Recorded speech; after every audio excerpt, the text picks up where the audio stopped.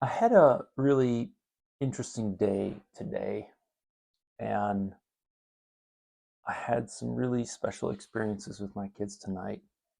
And I wanted to share not the specific details of what happened, but I just feel like really emotionally charged to just exhort and encourage men and fathers um, regarding fatherhood. And it's related to my day, but it's not necessarily a revelation or a new topic. It's just like this refreshed intensity about this topic. Um, and so, if you think that interests you at all, then maybe stick around, hear about it.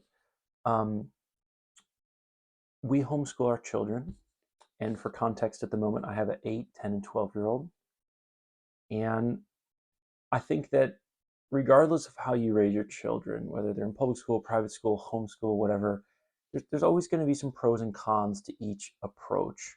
And there's going to be some risks and weaknesses to each approach. And, one of the common risks or criticisms of homeschooling is, kids are sheltered and overprotected and not independent and socially awkward and all of that. And I think that those criticisms probably come from some reality.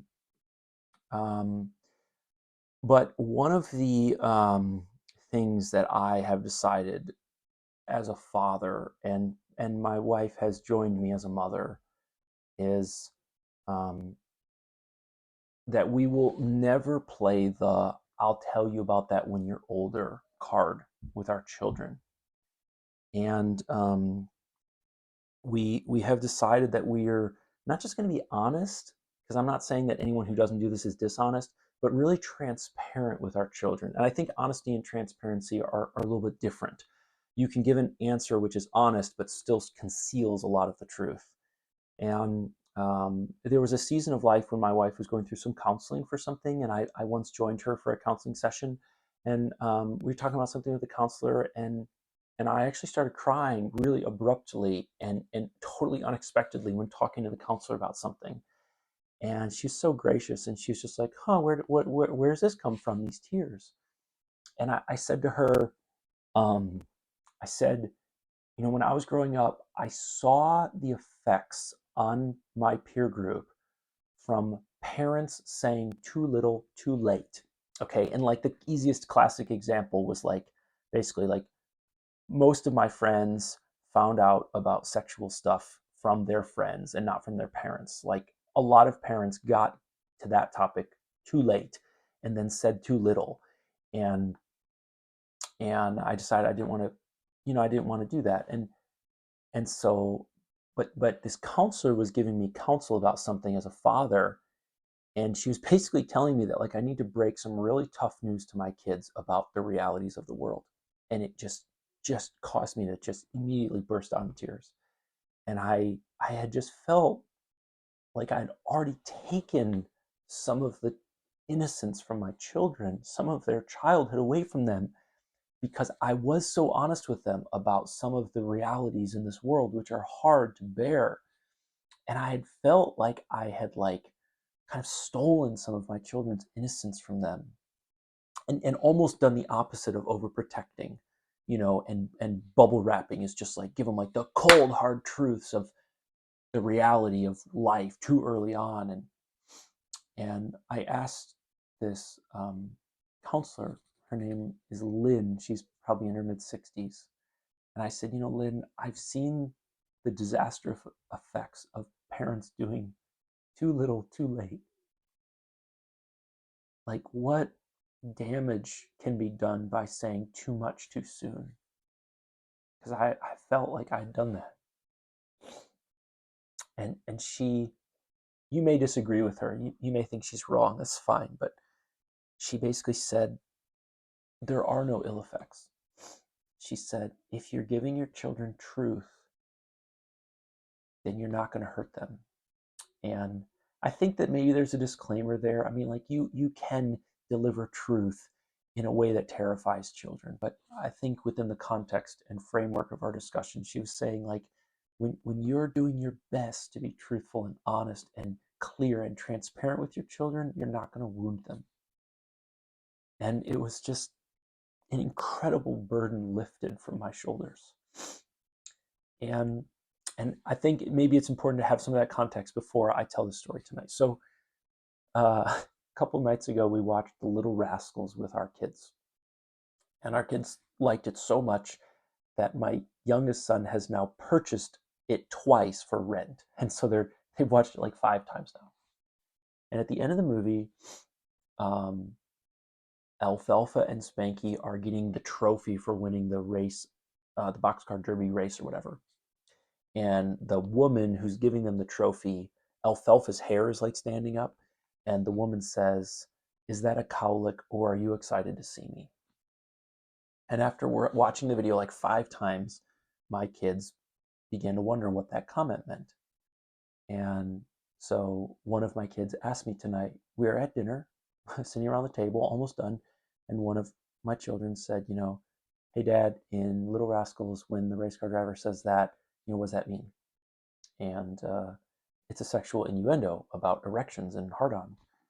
And I have this sort of, I don't want to say motto or vow, but I've decided that, like, when my children ask me a question, I'm gonna do my best to give them the most age-appropriate answer. And all of my children, to some extent, have some awareness of sexuality and where babies come from and all of that. And I think that we've delivered it age appropriately. My 12-year-old knows different than my 10 and different from my 8. But I did some explaining, and I won't go into detail here, but I did some explaining about what that comment meant and what that joke means. And I did my best to give an age-appropriate explanation to the audience, which was an 8, 10, and 12-year-old. And it led into a bunch of more questions. And we actually sat around the table for like 45 minutes after dinner talking about these things. And there was actually at one moment, there was actually something that interrupted us. My son had to run to the living room for something, and I had to go with him to check on something. And when we came back, the whole kind of conversation had been interrupted, and I kind of thought it had fizzled and was going to be over with. And one of my children actually like rekindled it. They're like, "Hey, okay, back to where we were." And one of the other children was like, "Yeah, I want to hear the answer to that." And so like they really were engaged. This wasn't like a 45-minute lecture from Dad that they couldn't get away from. Like they were really engaged. They kept asking questions.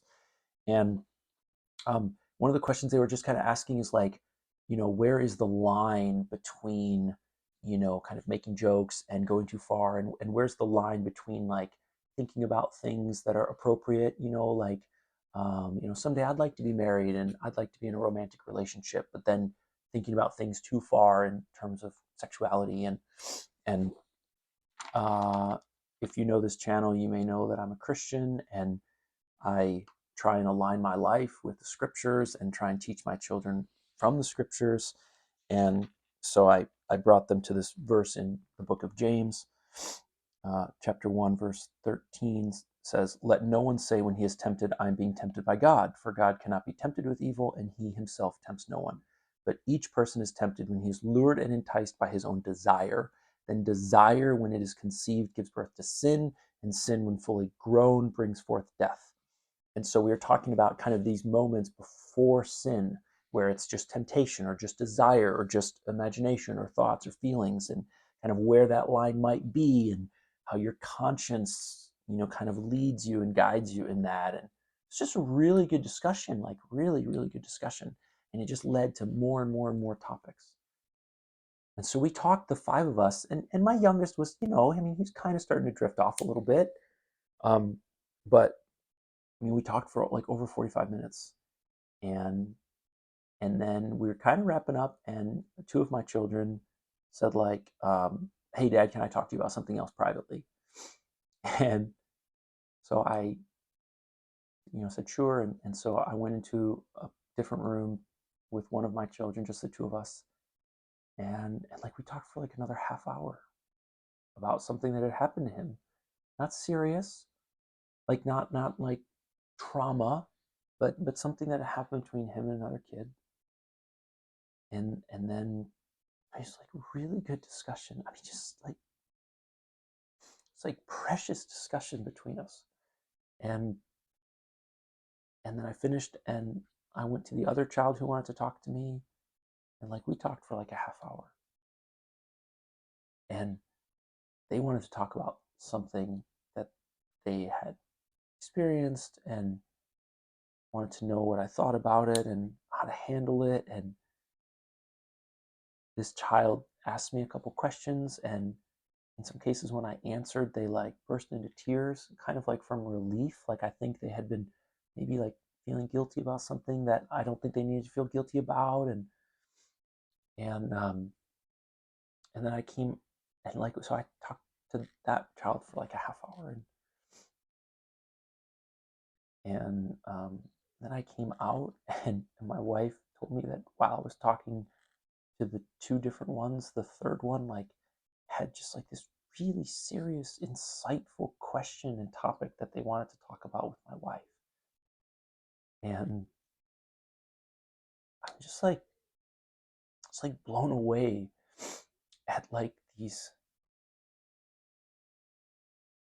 like precious moments and important conversations and incredibly insightful questions that kids ask. And I left Volkswagen 18 months ago, and I'd been with Volkswagen for 16 years. And I was actually back there today. I grabbed lunch with a friend. I stuck around for a while, and some people asked me how I was doing, what's new, and I answered and I responded, hey, what's new with you? How are things? And I mean, almost everybody said like, oh, nothing's new here, same old, same old. And um, I I remember, specifically when I was working at the factory, I I worked on some topics that were like pretty serious. I was the lead investigator for, what was causing check engine lights on 2019 Volkswagen Atlases. And, I was working on topics that had cost the company, millions of dollars. I was working on topics that had aggravated 40, 50, 60,000 customers. And like that felt really important.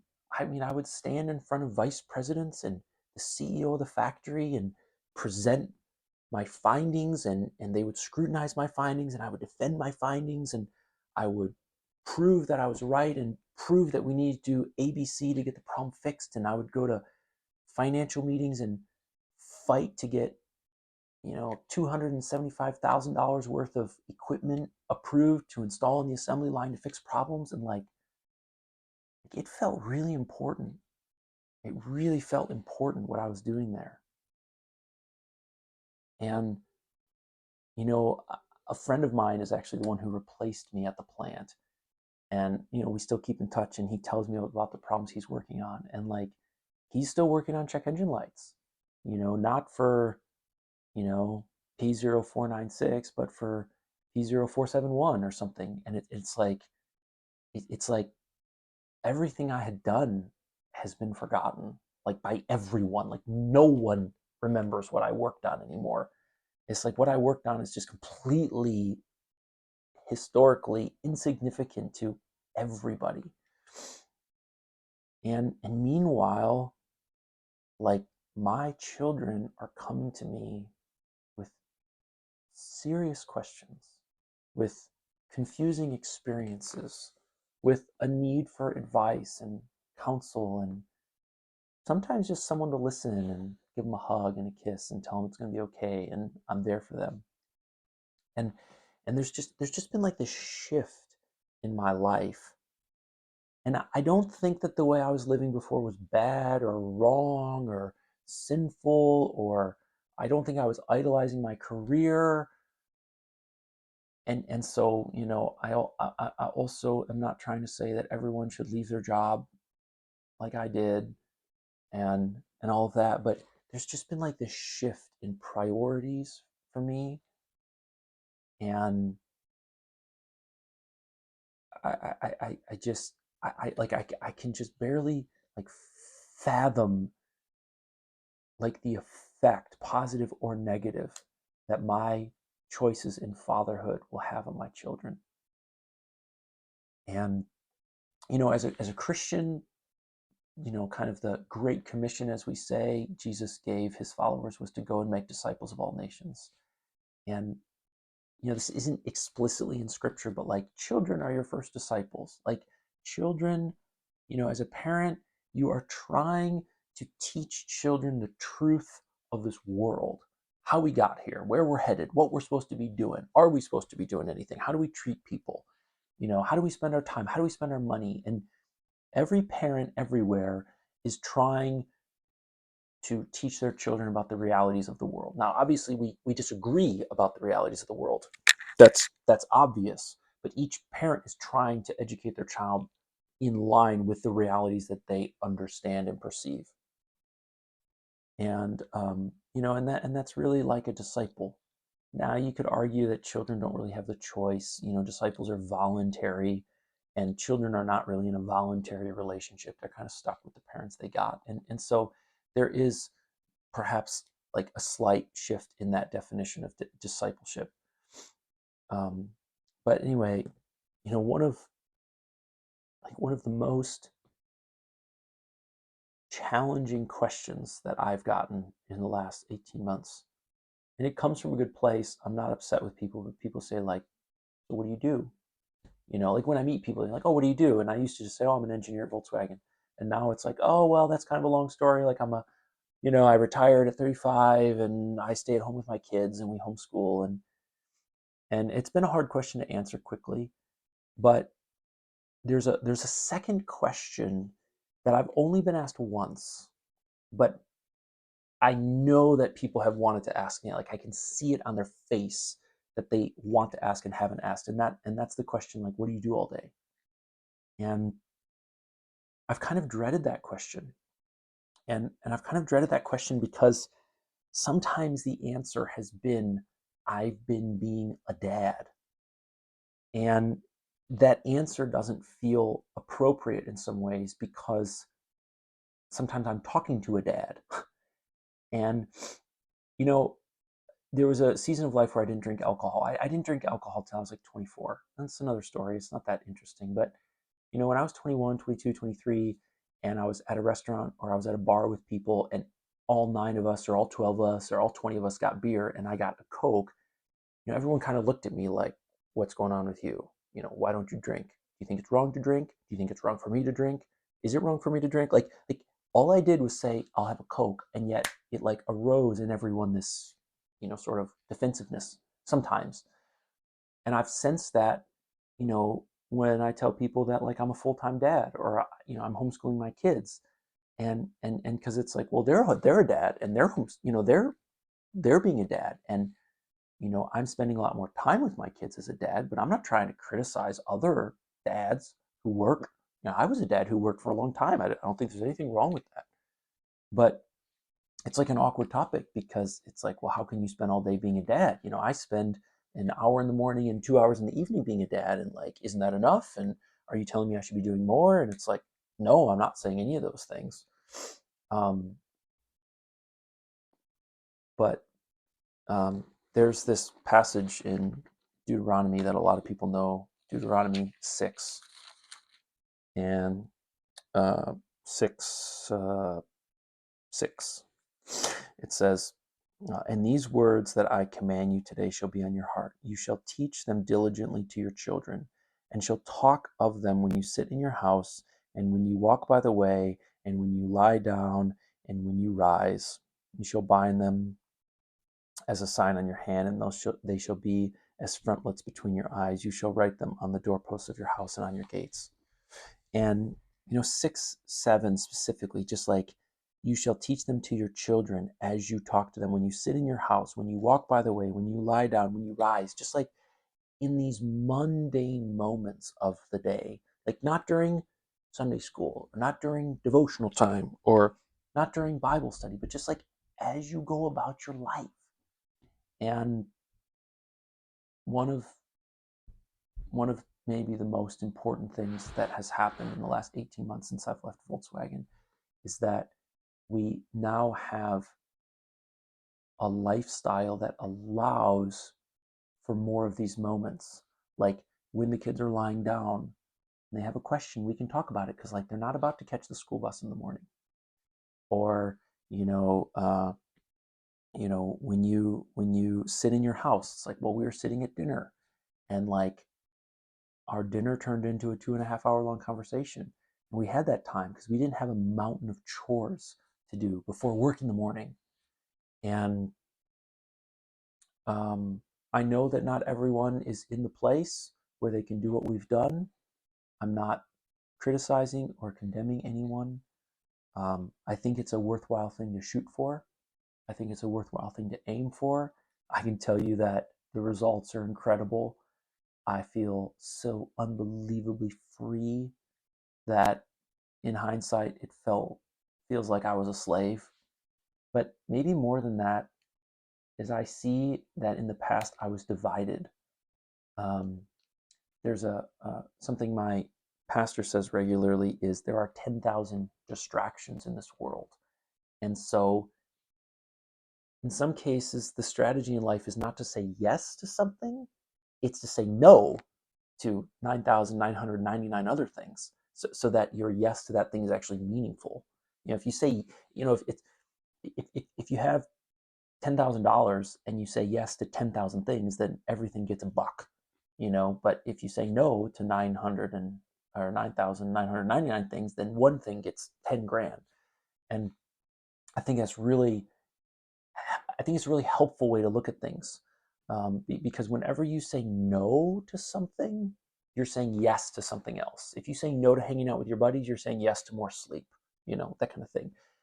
And I think that maybe culturally we feel this pressure to always say yes. If your buddy wants to hang out, you say yes. You want to be a good friend. And someone invites you over, you say yes because that's hospitable and polite. But it's like, but when you say yes to that thing, you're saying no to something else. And I think the other thing that just really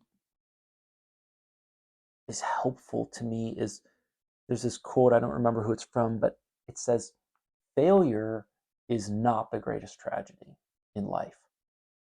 The greatest tragedy in life is success in something that doesn't matter. And I think that I had a lot of success in my career at Volkswagen. I got a lot of pats on the back from a lot of high ranking executives. But basically, all those executives are gone now. And if you were to ask them what James Rojak worked on, they wouldn't even know anymore. And yet, meanwhile, while I was at Volkswagen every day, there are 3 small, impressionable souls in this home who love and adore me and want to know what I think, want to know what I would do.